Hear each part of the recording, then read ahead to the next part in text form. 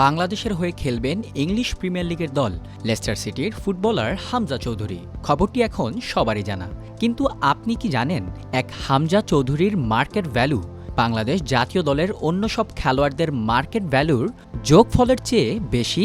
আর সে যখন বাংলাদেশের জার্সি গায়ে জড়াবেন তখন মার্কেট ভ্যালুর দিক দিয়ে ভারতকে ছাপিয়ে দক্ষিণ এশিয়ার সবচেয়ে দামি দলে পরিণত হবে বাংলাদেশ। বিশ্বের বিভিন্ন দেশের জাতীয় দল, ক্লাবসহ খেলোয়াড়দের মার্কেট ভ্যালু হিসেব করে থাকে জার্মান ভিত্তিক ওয়েবসাইট ট্রান্সফারমার্কট। শুধু অ্যালগোরিদম নয়, পারফরমেন্স, বয়স, সক্ষমতা, সাম্প্রতিক ট্রান্সফার, ইনজুরির ইতিহাস সবকিছু পর্যালোচনার পর নির্ধারণ হয় এই মার্কেট ভ্যালু, যা বিশ্বের সবার কাছে গ্রহণযোগ্য। ট্রান্সফারমার্কট অনুযায়ী লেস্টার সিটির ডিফেন্সিভ মিডফিল্ডার হামজা চৌধুরীর বর্তমান মার্কেট ভ্যালু 4.5 মিলিয়ন ইউরো, আর বাংলাদেশ জাতীয় দলের পুরো স্কোয়াডের মার্কেট ভ্যালু 3.05 মিলিয়ন ইউরো।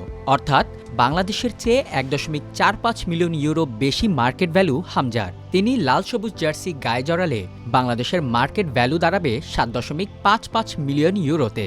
তখন ভারতকে ছাপিয়ে দক্ষিণ এশিয়ার সবচেয়ে দামি দলে পরিণত হবে বাংলাদেশ। বর্তমানে দক্ষিণ এশিয়ার মধ্যে সবচেয়ে দামি দল ভারত। তাদের মার্কেট ভ্যালু 5.85 মিলিয়ন ইউরো। এরপরই 3.05 মিলিয়ন ইউরো নিয়ে 2-এ আছে বাংলাদেশ। 3-এ থাকা নেপালের মার্কেট ভ্যালু 2.03 মিলিয়ন ইউরো। 4-এ থাকা শ্রীলঙ্কার 1.8 মিলিয়ন। 5-এ থাকা মালদ্বীপের 1.48 মিলিয়ন। 6-এ থাকা পাকিস্তানের 1.43 মিলিয়ন। 7-এ থাকা ভুটানের মার্কেট ভ্যালু 1.03 মিলিয়ন ইউরো। বর্তমানে পুরো এশিয়াতে মার্কেট ভ্যালুর দিক দিয়ে 27 নম্বরে আছে বাংলাদেশ।